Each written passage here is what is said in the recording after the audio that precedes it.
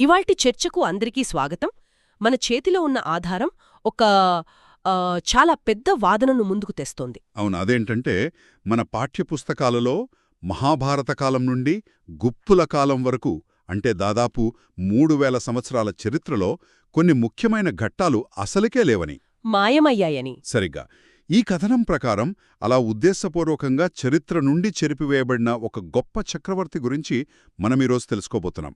ఆయనే సమ్రాట్ విక్రమాదిత్య. అవును, ఇక్కడ అసలు ప్రశ్న విక్రమాదిత్యుడు ఎవరు అన్నది మాత్రమే కాదు. ఉమ్, ఒక కొత్త క్యాలెండర్ను ప్రారంభించి అఖండ భారతఖండాన్ని ఏలినంతటి చక్రవర్తి కదా మనకు ఎందుకు సరిగ్గా చెప్పబడలేదు అనేదే ఈ చర్చకు మూలం. ఈ ఆధారం చేస్తున్న వాదనలను మనం కొంచెం లోతుగా చూద్దాం. సరే, ఈ విషయాన్ని విడమర్చి చూద్దాం. ఒక చక్రవర్తిని చరిత్ర నుంచే చెరిపేశారు అనడం చాలా పెద్ద ఆరోపణ. ఇది ఏదో కుట్ర సిద్ధాంతంలా వినిపిస్తోంది. ఇంతటి గొప్పరాజు ఉంటే ఆయన ఉనికిని దాచాల్సిన అవసరం ఎవరికి ఉంటుంది? ఈ మూలం దీనికి ఏం కారణం చెప్తోంది? ఈ ఆధారం ప్రకారం దీని వెనక ఒక సైద్ధాంతిక కారణం ఉంది. విక్రమాదిత్యుడు వైదిక ధర్మాన్ని పరిరక్షించిన అగ్నివంశానికి చెందినవాడు. అగ్నివంశం? అవును. ఈ కారణంగానే తరువాతి కాలంలోని కొందరు చరిత్రకారులకు ఆయన చరిత్ర నచ్చలేదని, అందుకే దాని ప్రాముఖ్యతను తగ్గించారని లేదా పూర్తిగా తొలగించారని ఈ రచయిత వాదన. అయితే ఆ విషయానికి వెళ్లే ముందు ఈ మూలం ఒక ప్రధాన గందరగోళాన్ని సరిదిద్దుతుంది. ఏంటది? చాలామంది సమ్రాట్ విక్రమాదిత్యుడిని 4వ శతాబ్దానికి చెందిన గుప్తరాజు, రెండో చంద్రగుప్తుడితో పోలుస్తారు. ఎందుకంటే ఆయనకు విక్రమాదిత్య అనే బిరుదుండేది. అవునవును, చంద్రగుప్తు విక్రమాదిత్యుడు. కాని ఈ ఇద్దరూ వేర్వేరు వ్యక్తులని, వారి మధ్య కొన్ని వందల సంవత్సరాల వ్యత్యాసముందని ఈ ఆధారం స్పష్టంగా చెబుతోంది. ఓకే, ఇది చాలా ముఖ్యమైన విషయం. అంటే మనం స్కూల్లో చదువుకున్న చంద్రగుప్త విక్రమాదిత్యుడు వేరు, ఈ కథలో మనం మాట్లాడుకుంటున్న సమ్రాట్ విక్రమాదిత్యుడు వేరు. ఒకవేళ ఆయన చరిత్ర పాఠ్యపుస్తకాలలో లేకపోతే మరి ఆయన ఉనికికి ఆధారాలెక్కడున్నాయి? ఈ రచయిత కొన్ని గ్రంథాలను ఉటంకిస్తున్నారు. కాళిదాసు రచనలు, కల్హణుడి రాజతరంగిణి, వరాహమిహిరుని గ్రంథాలు, ఇంకా అన్నింటికన్నా ముఖ్యంగా భవిష్యపురాణం. భవిష్యపురాణమా? అవును. వీటితో పాటు కోట వెంకటాచలంగారు రాసిన ది హిస్టరీ ఆఫ్ విక్రమాదిత్య అనే పుస్తకాన్ని కూడా ప్రధాన ఆధారంగా తీసుకున్నారు. అంతేకాదు, ఢిల్లీలోని ధ్రువస్తంభం అంటే చాలామంది కుతుబ్బునార్ అనుకుంటారు కదా, అవును, అది కూడా విక్రమాదిత్యుడి కాలంలో నిర్మించబడిందని ఈ ఆధారం పేర్కొంటోంది. ఒక్క నిమిషం, మీరు భవిష్యపురాణమన్నారు. చాలామందికి దాని గురించి తెలిసి ఉండకపోవచ్చు. అది భవిష్యత్తు గురించి చెబుతుందని అంటారు కదా, మరి దానిని ఒక చారిత్రక ఆధారంగా ఎలా పరిగణించగలం? చరిత్రకారులు దీనిని ఎలా చూస్తారు? మంచి ప్రశ్న. భవిష్యపురాణం పేరులో భవిష్యత్ ఉన్నప్పటికీ అందులో గతానికి సంబంధించిన ఎన్నో చారిత్రక వంశాల ప్రస్తావనలు, రాజుల కథలు ఉన్నాయని ఈ మూలం వాదిస్తోంది. ఈకరించరు. వాటిని కేవలం పుక్కిటి పురాణాలుగా కొట్టిపారేస్తారు. కాని ఈ రచయిత వాదన ఏంటంటే, ఈ పురాణాలలో ముఖ్యంగా భవిష్యపురాణంలోని ప్రతిసర్గ పర్వంలో కలియుగ రాజుల వంశావళి చాలా వివరంగా ఉందని, విక్రమాదిత్యుడి వంశం గురించి శ్లోకాల రూపంలో స్పష్టంగా ఉందని చెబుతున్నారు. అందుకే ఈ కథనానికి ఇది మూలాధారంగా మారింది. అర్థమైంది. అయితే ఈ భవిష్యపురాణం ప్రకారం విక్రమాదిత్యుడి వంశమేమిటి? అగ్నివంశం అని ఇందాకన్నారు. ఆ పేరు వినడానికి చాలా శక్తివంతంగా ఉంది. దాని వెనక ఏమైనా కథ ఉందా? ఎందుకు అగ్నివంశం? ఉంది. భవిష్యపురాణం ప్రకారం విక్రమాదిత్యుడిది అగ్నివంశం. పూర్వం అర్బుద పర్వతంపై అంటే నేటి మౌంట్ అబూ మీద దుష్టశక్తులను నాశనం చేసి ధర్మాన్ని నిలబెట్టడానికి 4 రాజులు ఒక యజ్ఞం చేసి అగ్నిసాక్షిగా ప్రతిజ్ఞ చేశారట. ఓ, అలాగా. వారే అగ్నివంశ రాజులుగా ప్రసిద్ధి చెందారు. అందులో మొదటివాడు ప్రమరరాజు. విక్రమాదిత్యుడి ఈ ప్రమర వంశానికి చెందినవాడే. మిగిలిన 3 వంశాలు చయహాని అంటే ఆ తర్వాత చౌహాన్లుగా మారారా? సరిగ్గా వాళ్లే చౌహాన్లుగా మారారు. తరువాత శుక్ల అంటే చాళుక్యులు మరియు పరిహార. ఈ చారిత్రక ఘట్టం కలియుగం 2710వ సంవత్సరంలో అంటే సుమారు క్రీస్తుపూర్వం 392లో జరిగిందని ఈ ఆధారం చెబుతోంది. విక్రమాదిత్యుడి ప్రమరవంశం అంబావతి నగరాన్ని అంటే నేటి ఉజ్జయినిని రాజధానిగా చేసుకుని పాలించింది. అంటే విక్రమాదిత్యుడి కథ ఆయనతోనే మొదలు కాలేదు. ఇది తరతరాలుగా శతాబ్దాలుగా సాగుతున్న ఒక పెద్ద పోరాటంలో భాగమన్నమాట. ఖచ్చితంగా. ఈ మూలం ప్రకారం విక్రమాదిత్యుడి పూర్వీకుల కథ మొత్తం ఒక నిరంతర యుద్ధమే. వారి జీవితాలను శకదండయాత్రల నుండి ఉజ్జయినిని మాల్వా సామ్రాజ్యాన్ని కాపాడటానికి అంకితం చేశారు. ఎందుకని? ఉజ్జయిని ఎందుకంత ముఖ్యం వాళ్లకి? ఉజ్జయినిని గెలిస్తే మధ్యభారతం చేతికి వస్తుందని విదేశీ శకుల పన్నాగమనమాట. ఈ దాడులను ఎదుర్కొంటూ విక్రమాదిత్యుడి పూర్వీకులు తరతరాలుగా పోరాడారు. దాదాపు 235 సంవత్సరాల పాటు 4 తరాల ప్రమర రాజులు ఈ యుద్ధాలలోనే ప్రాణాలర్పించారు. తన 19వ ఏటనే రాజ్యబాధ్యతలు స్వీకరించి దాదాపు 30 ఏళ్లపాటు శకులను మధ్యభారతంలోకి అడుగుపెట్టనేకుండా చేశాడు. 30 ఏళ్లపాటు? అవును. అతని పరాక్రమం చూసి అప్పటి గుప్త చక్రవర్తులు కూడా మాల్వా రాజ్య రక్షణ బాధ్యతను గంధర్వసేనుడికి అప్పగించారు. అయితే 30 ఏళ్ల నిరంతర యుద్ధం తర్వాత తన కుమారుడు శంకుడికి రాజ్యాన్ని అప్పగించి వానప్రస్థానికి వెళ్లాడు. కాని అదే అదునుగా శకులు మళ్లీ భయంకరంగా దాడి చేశారు. క్రీస్తుపూర్వం 101లో జరిగిన ఆ యుద్ధంలో శంకుడు వీరమరణం పొందాడు. ఉజ్జయిని నగరం శకుల వశమైంది. అంటే వారి వంశం అత్యంత క్లిష్ట పరిస్థితుల్లో నగరాన్ని కోల్పోయి నిస్సహాయంగా ఉన్న సమయంలో అప్పుడే కథానాయకుడి ప్రవేశం జరిగిందన్నమాట. సరిగ్గా అదే.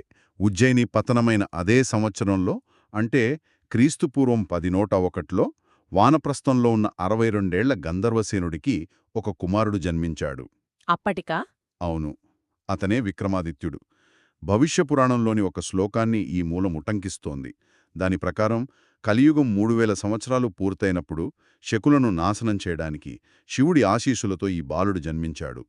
గంధర్వసేనుడు తన కుమారుడికి విక్రమాదిత్యాని పేరు పెట్టాడు. ఈ ఆధారం ప్రకారం అది బిరుదు కాదు, ఆయన అసలు పేరు. కొడుకు పుట్టాడు, కాని రాజ్యం శత్రువుల చేతుల్లో ఉంది. 62 ఏళ్ల వయసులో గంధర్వసేనుడేం చేయగలిగాడు? ఆశ్చర్యంగా ఆ వయసులో కూడా గంధర్వసేనుడు మళ్లీ సైన్యాన్ని కూడగట్టి శకులపై దాడి చేసి ఉజ్జయినిని తిరిగి గెలుచుకున్నాడు. వావ్! కాని ఈసారి ఒక వ్యూహం పన్నాడు. తన కుమారుడు రాజభవన్లో పెరిగితే శత్రువుల కంటపడతాడని అతన్ని తన రాజగురువుతో పాటు అరణ్యాలకు పంపించాడు. అజ్ఞాతవాసంలోకి పంపించాడన్మాట. అవును. విక్రమాదిత్యుడి బాల్యం మొత్తం అజ్ఞాతవాసంలోనే గడిచింది. అక్కడ సకల శాస్త్రాలు, ఆయుధ విద్యలు నేర్పించి సరైన సమయం కోసం ఒక బ్రహ్మాస్త్రంలా సిద్ధం చేశాడు. ఇది వినటానికొక పురాణ కథలాగే ఉంది. రాజ్యానికి దూరంగా అడవుల్లో రహస్యంగా పెరుగుతున్న యువరాజు దేశాన్ని కాపాడటానికి సరైన సమయం కోసం ఎదురుచూస్తున్నాడు. అవును. ఈ ఆధారం ప్రకారం జరిగిందదే. క్రీస్తుపూర్వం 84 నాటికి విక్రమాదిత్యుడికి 17 ఏళ్లు. అప్పటికే అతని తండ్రి గంధర్వసేనుడు వృద్ధమయ్యాడు. మగధను పాలించే గుప్త సామ్రాజ్యం కూడా పూర్తిగా పతనమైపోయింది.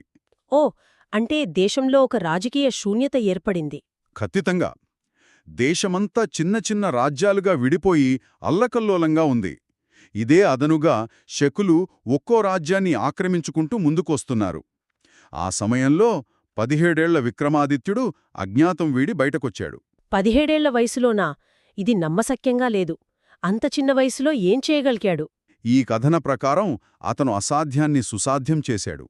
శకుల చేతిలో రాజ్యాలు కోల్పోయి ఆశలు వదులుకున్న రాజులందర్నీ ఏకం చేశాడు. అదెలా సాధ్యం? అంత చిన్న పిల్లవాడి మాట ఎవరు వింటారు? వారిలో ధైర్యాన్ని నింపి ఒకే జెండా కిందకు తెచ్చి శకులపై ప్రళయకాల రుద్రుడిలా దాడి చేశాడు. అంటే అతను కేవలం యోధుడు మాత్రమే కాదు, అంత చిన్న వయసులోనే రాజులను ఏకం చేయగల రాజనీతిజ్ఞుడు కూడా. ఇది నిజంగా ఆశ్చర్యంగా ఉంది. అవును. ఆ యుద్ధంలో శకజాతి పేరు మళ్లీ వినిపించకుండా వారిని పూర్తిగా తుడిచిపెట్టేశాడని ఈ ఆధారం చెబుతోంది. ఈ ఊహించని భయంకరమైన దాడికి శకులు వణికిపోయారు.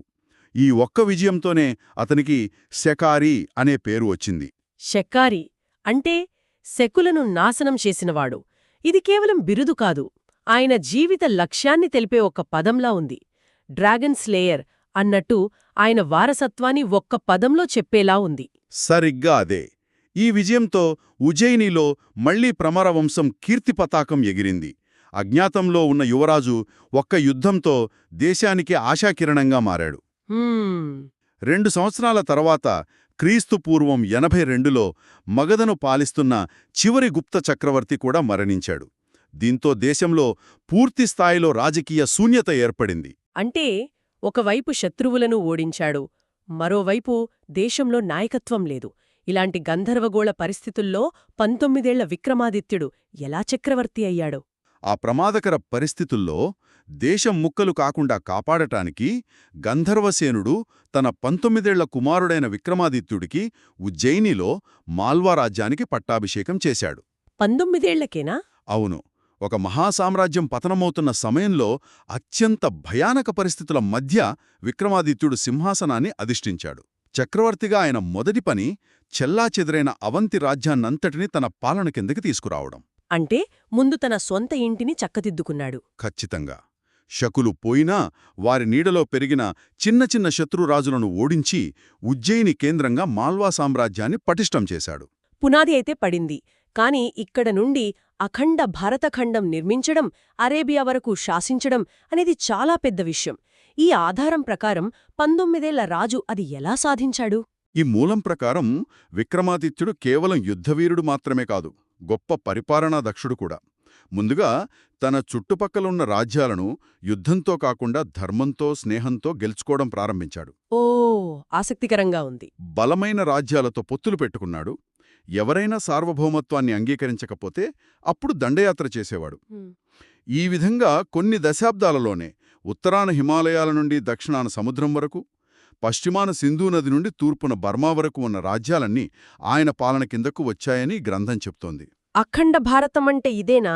అవును. ఈ ఆధారం ప్రకారం ఆయన తన సామ్రాజ్యాన్ని భరతవర్షం అని పిలిచాడు.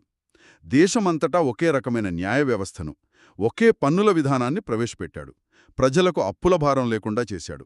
అంటే ఆర్థిక సంస్కరణలు కూడా చేపట్టాడు. అవును.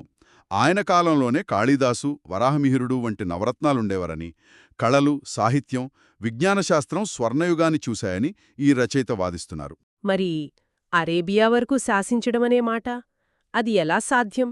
ఈ కథనం ఒక ఆసక్తికరమైన విషయాన్ని ప్రస్తావిస్తోంది. విక్రమాదిత్యుడు కేవలం భారతదేశానికే పరిమితం కాలేదు. ఆయన నౌకాదళం చాలా శక్తివంతమైనదని, పశ్చిమాసియా దేశాలతో, ముఖ్యంగా అరేబియాతో వాణిజ్య సంబంధాలు ఉండేవని చెబుతోంది. అంతేకాదు, అక్కడి స్థానిక రాజులకు సైనిక సహాయం అందించి వారిపై తన ప్రభావాన్ని చూపాడని, దీనికి సంబంధించిన ప్రస్తావనలు కొన్ని అరబిక్ గ్రంథాల్లో కూడా ఉన్నాయని ఈ మూలం వాదిస్తోంది. ఆ విధంగా పరోక్షంగా ఆయన శాసనం అరేబియా వరకు విస్తరించిందని ఈ రచయిత విశ్లేషణ. అంటే ఈ ఆధారం ప్రకారం మనం చూస్తున్నది ఒక ప్రాంతీయ రాజు కథ కాదు, ఒక సామ్రాజ్య పతనం నుండి పుట్టి దేశాన్ని ఏకం చేసి సరిహద్దులు దాటి తన ప్రభావాన్ని చూపిన ఒక చక్రవర్తి కథ. ఖచ్చితంగా. 19ఏళ్ల వయసులో సింహాసనమెక్కి దాదాపు 100 సంవత్సరాలు పరిపాలించి దేశానికి ఒక కొత్త శకాన్ని, విక్రమశకాన్ని అందించిన చక్రవర్తిగా ఈ ఆధారం విక్రమాదిత్యుణ్ణి చిత్రీకరిస్తోంది. అద్భుతం. ఈ చర్చ మొత్తం విన్న తర్వాత మనం మొదట వేసుకున్న ప్రశ్నకు తిరిగి వస్తున్నాం. ఈ కథనం ప్రకారం పురాణాలలో, ఇతర గ్రంథాలలో ఇంత వివరంగా, ఇంత స్పష్టంగా ఉండా ఒక చక్రవర్తి చరిత్ర మన ప్రధాన స్రవంతి చారిత్రక గ్రంథాలలో ఎందుకు ఒక చిన్న పేరాగ్రాఫ్గా కూడా కనిపించడం లేదు? అవును. ఈ ఆధారం మనల్ని అదే ప్రశ్న దగ్గర వదిలేస్తోంది. ఒక చారిత్రక కథనం, అది ఎంత గొప్పదైనా, దానికి ఎన్ని ఆధారాలున్నా, అది మన పాఠ్యపుస్తకాలలోకి రావడానికి లేదా చరిత్ర అంచులలోనే మిగిలిపోవడానికి దారితీసే పరిస్థితులు ఏమిటి? ఏ వాదనలను మనం చరిత్రగా అంగీకరిస్తాం, వేటిని పురాణాలుగా కొట్టిపారేస్తాం? ఈ నిర్ణయాల వెనుక ఉండే ప్రభావాలేమిటి? ఇది మనమందరం ఆలోచించాల్సిన విషయం.